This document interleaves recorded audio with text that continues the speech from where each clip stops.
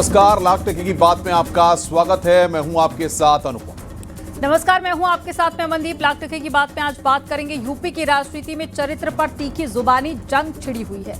Samajwadi party ने वार किया तो बीजेपी ने करारा पलटवार किया। और साथ ही बात करेंगे मुक्तेश्वरानंद के धरने की, जिस पर सियासत भी जारी है। माघ मेले में स्नान का अधिकार और धार्मिक परंपराओं का मुद्दा अब राजनीतिक बहस बन गया है। और इसके साथ ही बात होगी चारधाम में गैर हिंदुओं के प्रवेश को लेकर फिर से शुरू हुई बहस की। इस मुद्दे पर सीएम धामी ने भी सरकार का स्टैंड क्लियर किया है। और साथ ही बात होगी संभल के चर्चित नेजा मेले की, जिसका विवाद एक बार फिर तूल पकड़ा है।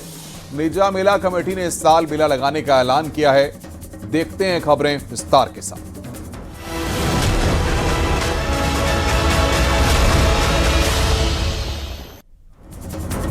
यूपी की राजनीति में तीखी जुबानी जंग छिड़ी हुई है। समाजवादी पार्टी के राष्ट्रीय अध्यक्ष अखिलेश यादव ने बीजेपी पर बड़ा हमला बोला है, जबकि बीजेपी नेताओं ने तुरंत पलटवार किया। यूपी की सियासत में जारी ये बयानबाजी सर्दी में गर्मी का एहसास करा रही है। इस रिपोर्ट को देखिए।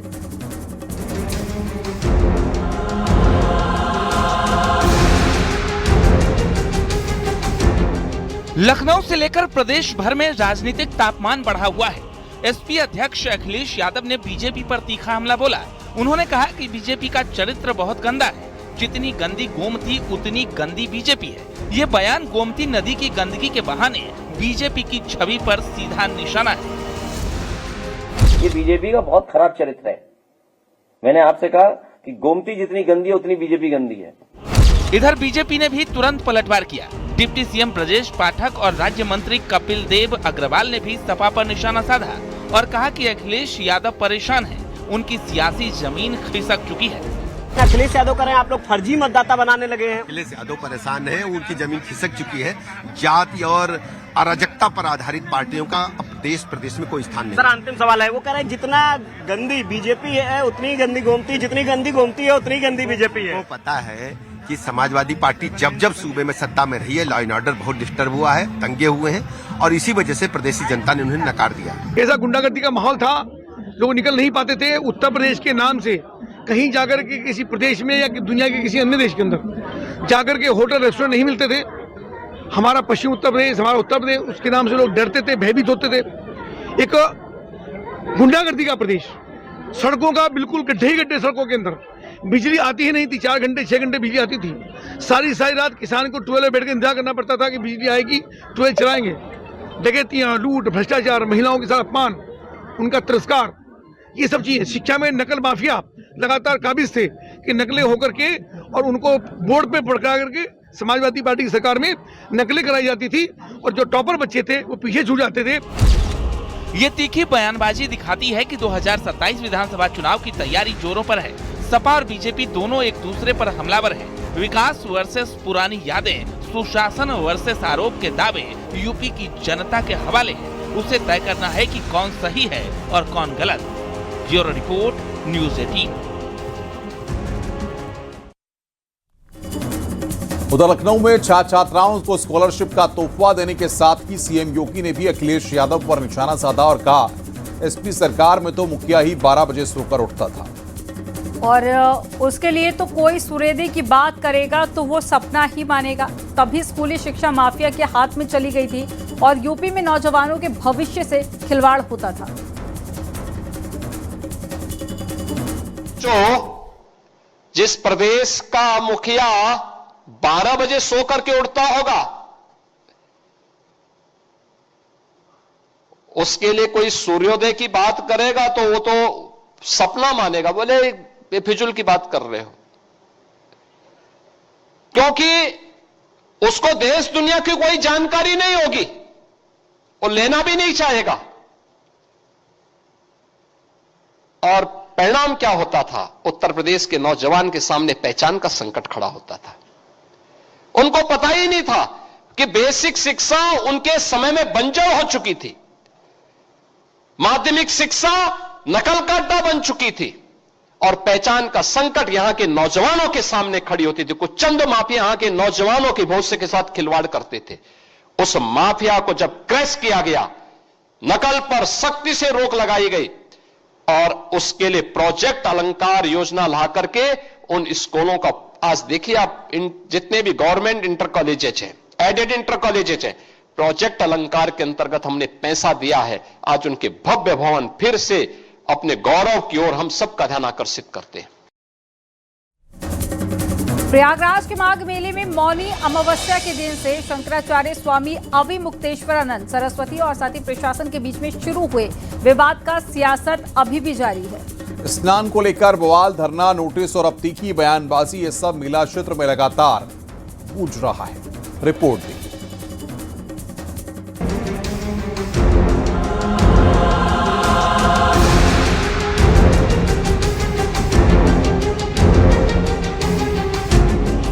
संगम की पावन धारा में चल रहे माघ मेले में स्नान का अधिकार और धार्मिक परंपराओं का मुद्दा अब राजनीतिक बहस बन गया है। मौनी अमावस्या के दिन से शुरू हुए स्वामी अविमुक्तेश्वरानंद सरस्वती और प्रशासन के बीच विवाद अब भी जारी है, क्योंकि अविमुक्तेश्वरानंद ने अब तक स्नान नहीं किया और वो अपनी मांगों पर लगातार अड़े हुए हैं। फिलहाल तो ये विवाद अब नेताओं के बयानों में उलझ कर रह गया है। कैबिनेट मंत्री ओपी राजभर ने स्वामी अविमुक्तेश्वरानंद पर तीखा हमला बोला है। उन्होंने कहा है कि वो तो सिर्फ अनलगल बयानबाजी कर रहे हैं, स्नान करने जा रहे हैं तो अनुमति ले लीजिए और नहाने गए हैं तो नहाए की नेतागिरी करेंगे। कार्यक्रम करने जा रहे हैं तो अनुमति ले लीजिए, अनुमति लॉ एंड ऑर्डर अपने हाथ में लेंगे, कानून तो अच्छी बात नहीं है। मैंने देखा वीडियो की शंकराचार्य के तमाम साथियों ने पुलिस का कॉलर पकड़ लिया, धक्का मुक्की किया, ये अच्छा काम है। कानून को अपने हाथ में लेंगे तो कानून अपना काम करेगा। और नहाने के लिए गए हैं तो नहाना चाहिए कि वहाँ बैठ के नेतागिरी कर रहे हैं? रोज नेतन से बतिया रहे हैं, खाली वहाँ बैठ करके खाली डिबेट कर रहे हैं एक तरह से। अरे आप गए हो, आप शंकराचार्य है, आपका स्वागत है, आप स्नान करो, दिन भर में 12 बार करो, कहाँ कोई रोक रहा है। वहीं अभिनेत्री से साथी बनी ममता कुलकर्णी ने भी अविमुक्तेश्वरानंद पर जमकर निशाना साधा। उन्होंने कहा कि वो ढोंगी हैं, उन्हें कुछ भी नहीं मालूम, वो समाजवादी पार्टी की ओर झुक रहे हैं। क्या अखिलेश यादव के साथ जाकर गौहत्या जैसा मुद्दा हल होगा? इसको लेकर भी उन्होंने सवाल खड़े किए। अभी अगर एक ढोंगी है, उसको कुछ भी नहीं मालूम है, उसको मैं पैर पकड़ूं बिकॉज उसने जगत गुरु का टाइटल उसको मिल गया, मैं उसके पैर क्यों छूं? उसको तो मुझे मेरे पैर छूने चाहिए, बिकॉज मोदी के सिवा मुझे और कोई चेहरा दिखता नहीं ना जो एक साथ लेके। अभी आप देखो ना, मोदी है तो ऐसी क्या गलत चीज़ हो रही है कहीं भी? आप मुझे बताओ ना। हम तो सब शांति से ये कर रहे हैं, कोई किसी को प्रॉब्लम नहीं। अभी आप सोचो, ये अविमुक्तेश्वरानंद सरस्वती ये बोलते, ये अभी समाजवादी की ओर झुक रहे, बिकॉज उनका एक मुद्दा है गौ माता की हत्या नहीं होनी चाहिए। तो क्या उनको वो अखिलेश यादव के साथ जाके ये क्वेश्चन सॉल्व होगा? स्वामी अविमुक्तेश्वरानंद ने अब तक स्नान नहीं किया और अपनी मांगों पर लगातार अड़े हुए हैं। प्रशासन कहता है सुरक्षा पहले, जबकि स्वामी जी परंपरा की बात कर रहे हैं। वैसे तो प्रयागराज का माघ मेला आस्था का सबसे बड़ा केंद्र है, लेकिन ये विवाद दिखाता है कैसे धार्मिक मुद्दे सियासत में घुल मिल जाते हैं और चर्चा का विषय बन जाते हैं। Bureau report, news 18।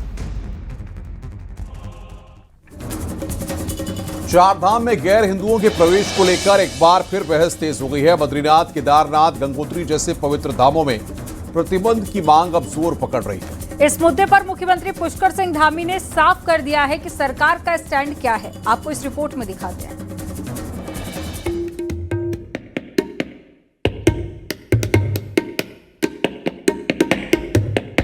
चार धामों में गैर हिंदुओं की एंट्री होगी बैन। बद्रीनाथ से केदारनाथ धाम तक उठी एक मांग। सीएम धामी ने पुरोहितों की मांगों का किया सम्मान। उत्तराखंड के चार धाम बद्रीनाथ, केदारनाथ, गंगोत्री और यमुनोत्री, आस्था के इन केंद्रों को लेकर अब गैर हिंदुओं के प्रवेश पर रोक की मांग तेज होती जा रही है। साधु संतों और पंडा पुरोहित समाज की ओर से लगातार आवाज उठाई जा रही है।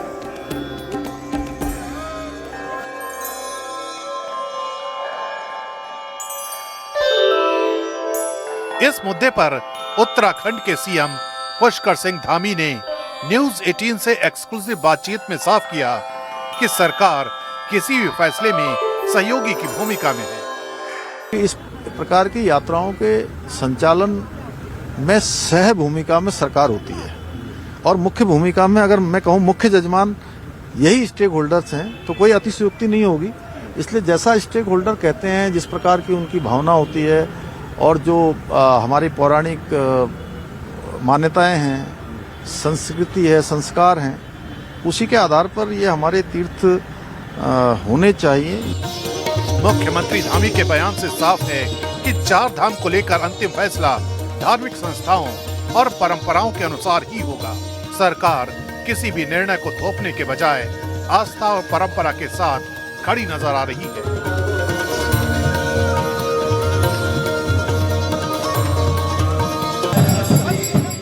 अब सवाल ये कि क्या मंदिर समितियां औपचारिक रूप से कोई प्रस्ताव लाएंगी और क्या 4 धाम में प्रवेश को लेकर नियमों में बदलाव होगा, इस पर सबकी नजरें टिकी हैं।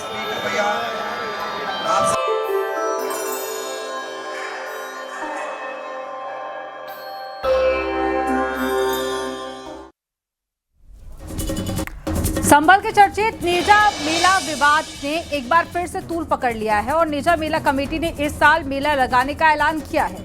इसके साथ ही झंडा लगाने और मेले की तारीखों की भी घोषणा कर दी गई है। नेजा मेला कमेटी ने इस संबंध में कोर्ट में पिटीशन दायर करने का दावा किया है। आइए इस रिपोर्ट को देखते हैं।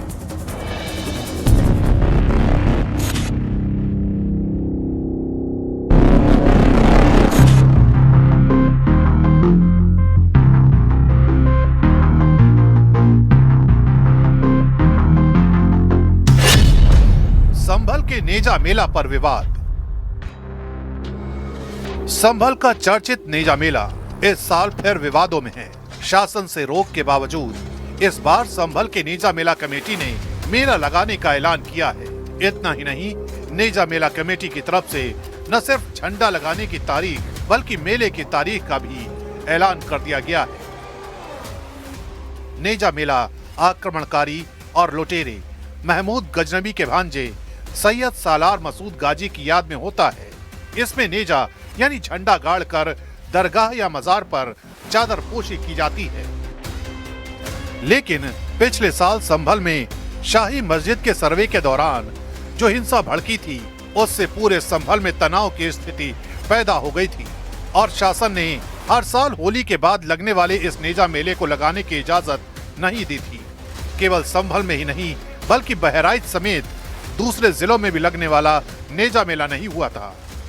संभल में नेजा मेले के विवाद ने एक बार फिर तूल पकड़ा है। नेजा मेला कमेटी ने मेला लगाने का ऐलान किया है। पिछले साल प्रशासन ने इस मेले पर रोक लगा दी थी। महमूद गजनबी के भांजे सैयद सालार मसूद गाजी के नाम पर लगने वाले मेलों को न सिर्फ संभल बल्कि बहराइच समेत दूसरे स्थानों पर भी रोका गया था। मगर इस बार मेला कमेटी ने मेला लगाने का ऐलान किया है, जिसके अनुसार 10 मार्च को झंडा गाड़ा जाएगा तथा 17, 18, 19 मार्च को मेला लगेगा। नेजा मेला कमेटी का दावा है कि उनकी तरफ से संभल के डीएम को इसकी सूचना दे दी गई है। साथ ही ये भी दावा किया गया है कि शासन के मेला न लगाने देने के फैसले के खिलाफ हाई कोर्ट में पिटीशन भी दायर की गई है। संभल नेजा कमेटी के मुताबिक संभल में 10 मार्च को नेजा मेले का झंडा लगाया जाएगा। इसके बाद शहबाजपुर सूरा में 3 दिन तक मेला लगेगा। 10 दिसंबर को जिलाधिकारी महोदय को और नगर मजिस्ट्रेट महोदय को हमने अपना एक विरासत पत्र भेज दिया है और हमने उसमें कहा है कि नेजा मेला जो है इस साल 10 मार्च को नेजा मेले की ढाल गाड़ी जाएगी और उसके बाद नेजा मेले का आयोजन किया जाएगा। नेजा मेला कमेटी का फैसला संभल में एक बार फिर विवाद पैदा कर सकता है, क्योंकि बिना प्रशासन की इजाजत के तारीखों का ऐलान करने से न केवल विवाद बढ़ सकता है बल्कि तनाव भी बढ़ सकता है।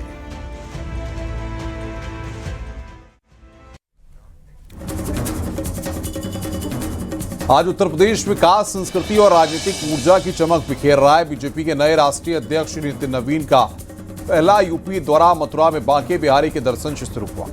इस दौरान सीएम योगी ने जोरदार स्वागत किया और दोनों ने मथुरा से ही पीएम मोदी के मन की बात कार्यक्रम को सुना, जिसमें पीएम मोदी ने यूपी की तारीफ की है। आपको इस रिपोर्ट में दिखाते हैं।